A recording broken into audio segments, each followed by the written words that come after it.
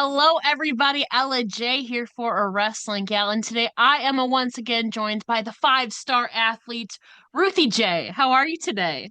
I'm good. How are you? Thanks for having me. I'm so good to be back chatting with my J sister. There's not too many people in wrestling I get to share a name with, you being one of them, obviously. So I'm so happy to be circling back to you. It's been about a year and a half since the last time we talked, and the last time you said that wrestling was your career now. So in the meantime, you were on the hunt for new hobbies. So I'm curious, in this last year plus, have you discovered any new hobbies or passions? Honestly, I think one thing I think I would like to do that is kind of a hobby for me. I was thinking about it, I was like, I think I'm funny. So maybe I could be a comedian, but I thought about it. I was like, it's not something that could just be a hobby too. It's something you actually Mm, have to like do the research for. yeah. And I'm like, I feel like I'm naturally funny. So that's something I probably would want to get into a little bit comedy. Now, I'm not gonna put you on the spot, but would you think you're like good with like improv, or do you feel like you have to have, if you were to do this, or do you think you would have to like pre-write your material or a mix of both?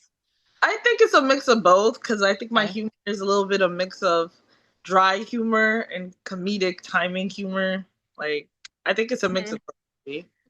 Yeah, I'm curious then if you were to get into it. I'm sure, I mean, we all have like comedians and like comedic actors that we enjoy. Who are some from that realm that you particularly enjoy or you might use as study material? Probably Dave Chappelle, of course, or Cat Williams. Definitely one of the old kings of comedies. Like not too much like their material, but the way that they deliver like their Yeah. material. Because nowadays you have to change the material up a lot.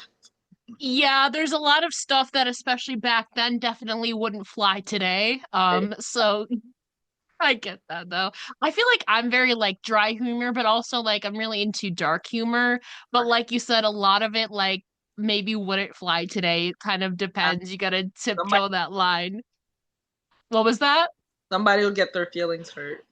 Yeah, yeah. So I don't know. That would be exciting to see. There's not many wrestlers turned actors. Obviously, like Nick Nemeth is one that comes to mind. John Morrison is Mick Foley has obviously dabbled into it as well. There's not many wrestlers that are comedians, so that would be fun. It would be like, and especially not that many female ones either. So Yeah. it's like that would be something that would be a new avenue for a lot of females to even try to do. Oh, well, you'll have to keep us updated then on your community. You know what's good though is there's social media. You can kind of use social media as your test audience to see how they react to it, or like videos and stuff. That's the beauty of social media. Right. That is. But you gotta like get out there, get your feet wet. It's That's kind of true. like the same thing with anything you do. Try to see Yeah. if it Yeah, exactly. Well, you'll have to keep us updated on that too. That would be a lot of fun. But obviously, the last time we talked in another avenue. We talked about your background in dancing. So maybe that has something to do with this. But if you think back to young Ruthie, obviously you have the background in dance and wrestling came along later. What did little Ruthie envision herself doing for a career when she got older? Was it always wrestling or was it dance? What did little Ruthie dream of? honestly, I don't even think little Ruthie thought about like doing anything that involved herself like entertaining people at all, Uh, really. I always thought I wanted to be a lawyer because that's something steady, and yeah. people around you always tell you you got to do something with your life. So I would say little Ruthie always had like an idea in her mind, like, oh, it'd be so cool to be a wrestler. But little Ruthie never thought, oh, let me go out and try to be a wrestler. I'm not Yeah. gonna lie. It was most likely Ruthie wanted to be a lawyer, like being practical. That is so different than what you were just talking about, whether it's comedic, performance art, whereas obviously, a lawyer and attorney is much more serious and like, books and stuff like that. So that's crazy to see how far you've come. What do you think little Ruthie would think to see that you are wrestling now? You'll probably be happy, like, wow, you actually did what you said you wanted to do. Yeah. for mine because it's like my sister I told you became the lawyer, and I see her Yes. personality and I see my personality, and we're completely opposites. So I'm like, so maybe this is what it was supposed to be because it's like I see what a lawyer's like Yeah. professionally and personally. Like our personalities are different. In my head, I'm like, it wasn't for me. I'm more of a easygoing person, in the Yeah. moment person, and I feel like it goes well with what I do, which is wrestling. Because it's like, you're not always gonna have a good match. You got to be able to let it go, be easygoing Yeah. when it comes to that. And it's like you gotta have fun and enjoy the moment and be entertaining. And I feel like it goes with everything that I am personally. It goes with like my personality. Yeah, it's just crazy to think like what we dream of when we're younger. Like I wanted to be like a I mean, I got my degree in psych, but now I'm doing wrestling media full time. It's just crazy where our paths lead us in comparison to, say 20 years ago when we were younger. But, off air, we were talking about it's kind of our 6 year anniversaries in wrestling coming up. Next month actually marks the 2 year anniversary of your NWA debuted when it aired in March 2023. Obviously, you faced former NWA Women's Champion Camille, which you previously said was a sink or swim moment. So take us back to that. How were you feeling and how was your experience working with Camille, who at the time was still holding the very title? At that time, I could tell you now, thinking about it from even more time that's passed, it's like I'm happy with how I performed at that time because it was like I was still very new to the business. I was still very Yeah. new to working in front of a camera like that. So for me to perform like that then and to like know how much I know now, it's like I'm proud of myself to be able to have done it so well to be able to be called back, you know? And now it's like I have to keep doing it every single time. And from the first time I did it, I tried and I was proud of myself. I didn't give myself enough credit when it happened because you always feel like I can do better, I can do better. But it's like you gotta be proud of yourself. I'm proud of myself, you know. Yeah, and obviously you swam in that moment as they brought you back for two more matches that weekend. And then later you inked an exclusive contract with the NWA where you currently reside. So tell us more about your decision to sign with the NWA. What appealed to you about the company? Honestly, it was like the way everything was happening. It happened so fast, and they Yeah, presented everything so professionally. Like backstage was professional, the production was professional. It's like if I were to say no, what would be my reason?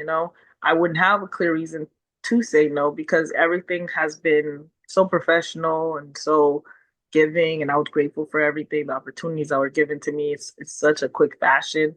So it wasn't an easy, yes, because you still got to look at the legalities and of everything. course.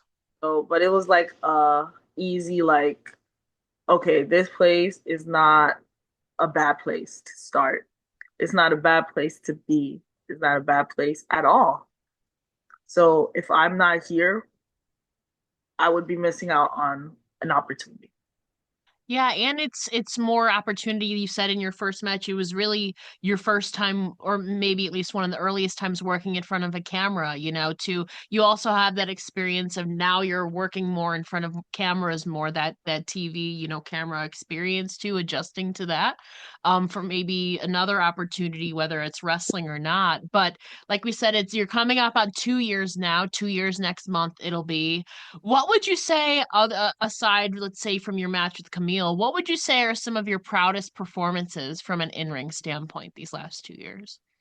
Well, I would say definitely my match with Kenzie. That was a good match. I would say that was probably one of my top 10 favorite matches of my career so Yeah. far. Um, my match with Rosa, which is gonna air soon. Anything that I do with Rosa was fun because like that's my girl. Um, I would say going on tour, it was always fun. That was probably the highlight of the whole contract, going on tour. That was the most fun part. Like that was like a week not vacation because Hmm. work, but it was like a week workation. Oh, there's a vampire tour. Yeah. That was fun. That was fun.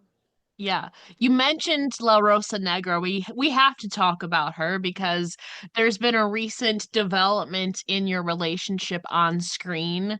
I guess just to put it bluntly, you turned on your tag team partner, La Rosa Negra, because you said that from now on, Ruthie Jay and winning comes first, indicating that maybe you thought she was holding you back a little bit. So tell us more about your this recent development in your relationship with La Rosa Negra. Like I said, it was fun, but the fun has to end because it's like we're not here for fun. We're here to make money and we're here to win titles. And I wasn't doing either, I wasn't making money and I wasn't winning titles. And I feel like ever since I've, partnered with her, it's just been fun time and fun time has to end. And sadly, people call it a turn. I call it moving on. Yeah. You did say though that obviously, you have that Caribbean connection with her and you did say that you had a lot of fun with her. So, the fun might be behind you for now, but tell about some of us your fond memories with La Rosa Negra. The first time we teamed up, that was fun. We won the first time we teamed up, and then after that, it went downhill. Never won again. You know That what? That's fair. I understand too, sometimes, tag teaming is great, but I understand people have singles goals that they want to achieve. And it's ironic now though, because the NWA Women's Champion Kenzie Page is now also holding tag team gold. So she's and Big Mama, so they kind of have all of the gold. So perhaps was, oh my gosh, in retrospect, I guess theoretically, you and La Rosa Negra could have gone after them. and not get it done. And they got it done twice. I know. What are your thoughts on obviously this recent development? Just actually at the time of recording this last night on NWA Power, obviously Big Mama and Kenzie Page unseated the It Girls, and both of them are now double champions. Um, my thoughts are, they got the job done twice, and we couldn't even get the job done once. So you see my frustration. Yeah, I know for a fact I can get the job done by myself. And congratulations to the double champions. And you know what? This isn't the end of anything for me. This is just the beginning. Ruthie Jay. I no now I have to ask. What would out of the two, maybe it's both. Maybe you want to be a double champion yourself. Do you have a preference whether it's the women's TV or the world championship that you want to go after? Of course, the world champion. If I Yeah. want to be top dog, gotta go after the big dog. I can't do that. Well, I probably could, but my eye is on the prize, and that is the women's, not the TV champion. Kenzie Page. Okay. So maybe, just maybe, we'll get Kenzie Page versus Ruthie J again. That is something I would like to see. Obviously, you, the fans, want to see it. So Kenzie Page, I think Ruthie J just put you on notice. No, I put everyone on That's notice. true. Been challenging or trying to get the title. Like, how many chances is Natalia gonna get? How many chances is Tiffany gonna get? Ruthie J has gotten one chance, and I showed out. You did. Now it's time for you to get gold around your waist, girl. We believe. But you mentioned chances and opportunities. I know you said kind of fun is kind of behind you, but I have to imagine being on Billy Corgan's Adventures in Carnyland was pretty fun. It's kind of a unique streaming deal. It's on Apple TV Plus, Amazon, Peacock. Before we get deep into it, what was it like seeing your face on the promotional poster for Billy Corgan's Adventures in Carnyland? It was actually pretty cool. I was not expecting to be on any cover because I felt like my part was like so minor, but it was like I wouldn't say irrelevant because everything's relevant on the show. Yeah. They added it, but it was like I felt like my part was like very minor, so I was like not expecting to be on a poster or anything. Then I saw the poster, I was like, oh, I made the poster. I'm right there. Oh, me, look at me. It was pretty cool. Yeah. Yeah, so tell us about your experience taking part in the show. What are some things fans can expect to see from you in it? They could see a real side of Ruthie Jay, even though I never show a fake side. I don't even think that exists, but they could see me talking about wrestling, how I got into NWA, and how NWA's really helped me out backstage, a backstage area that they don't really get to see like on stage, you know? Yeah. Well, I feel like obviously Billy Corgan is huge backstage in NWA, but I feel like another figure that's definitely central to the women's division is former women's champion herself, Jazz. I heard, is heading up the women's division behind the scenes. So tell us about your experience working with Jazz. She's amazing. She's always there to like guide you with anything you need, personal, professional. Just truly a wonderful human being backstage. Like I love Jazz. Like she doesn't get enough credit or as much credit as, people give her or should give her, but she knows she doesn't need it because like she's one of a kind. Like she's an amazing person in and out of the ring. She's always very helpful to me and all of the other women. In what ways has she helped, or what have you learned from her thus far in your time under NWA? I learned a lot with her. Like, just bite your tongue and keep on going. Like, just because the next day is gonna be another day. It's gonna be another day. I learned so much with her, like how to move, maneuver. She shows you a lot. She has like a lot of wisdom, and like with the way she talks to you, you understand. Especially if you understand. Yeah, I feel like she again, what a great opportunity not only you have to learn under somebody who's a former champion, but she's still going herself. She Right? recently just wrestled, like she could still go herself. So I have to imagine that that's very exciting opportunity. A bad B. No, she can go. She can go. Yeah. I'm curious. I've met Jazz once and she was very nice, but I have to admit she's a little intimidating at first. So I'm curious if you initially intimidated by her resume as well at first? Honestly, yes and no, because when I Okay, met her or saw her, she was smiling. She was like in a good mood. fair. So I Yeah. was like, okay, like she seems nice. And then then she like starts talking to you. She just has like such a presence. It's just like, Yeah. wow. I see why nobody wants to fuck with you back in the day. Yeah. And she's obviously had a big hand in the NWA women's division. NWA has been bringing in new names across the last few years. I know you said you wanted to be surrounded by winners. So who are some women you consider to be winners that you would maybe like to see join NWA in the future? Let me see. I honestly could not tell you. I do not have like a list in my mind. The only person I think about is me. I promise you. That's fair. I'll tell you this. I don't want anybody to come in. Forget everybody else. It's about me. There you go. You know what? That's a fair answer. This is an inherently selfish business, and sometimes you have to be in order to obtain your goals. So I'm curious. Obviously, one of your big goals is to win the NW, obviously win everything. But what are some of your other personal and professional goals as it relates to wrestling and not for 2025?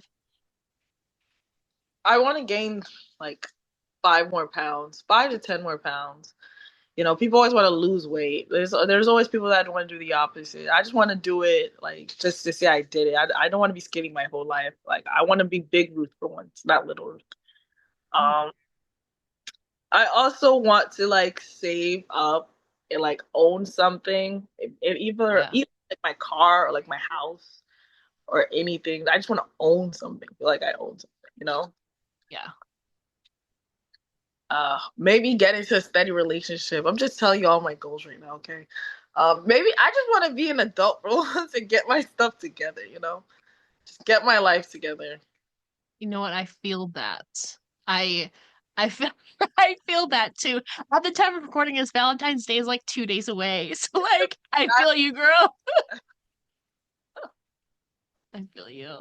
I wanted to finish off by talking about someone that we mutually love, and we've talked about her before. Next month is your 2-year anniversary with NWA. It also marks the 25-year anniversary of one of your favorites, Trish Stratus. So I have to ask, what are some of your favorite moments from the career of Trish Stratus? Her original retirement match with Lita was amazing. Her main event with Lita on my birthday was amazing. Hmm. Um, when she had the match with Mickey, amazing. When she had the triple threat with Jazz at Mania, amazing. And when she slapped Vince at I don't know which Mania, but oh yeah, the 21, I think. Yeah. Yeah, amazing. That's it. She's had so many iconic moments and she's still going. I mean, I have to assume that you saw it. She just returned at the Royal Rumble. So, what was your reaction? In my head, I was like, "Oh my gosh, she's still going." My body hurts right now. She's still. That was my reaction. Yeah, she did come out as 25. I have to imagine a little nod to the 25 years coming up. She's still going strong. They're going to be in her hometown of Toronto very soon, so hopefully we get to see. Yeah, I'm just saying, like, she's still going. In theory, you could have a dream match against her. Hopefully, by the time I get up there, because it's not easy to keep going at that age. Like, and I'm at Yeah. 25. I'm 25. Talking about 25. Wow, Yeah. who knows? I'm just saying she's retired like 8 times, so she's not, nobody ever really retires. Jazz is still going, and Jazz is even older. I'm just saying it's a possibility.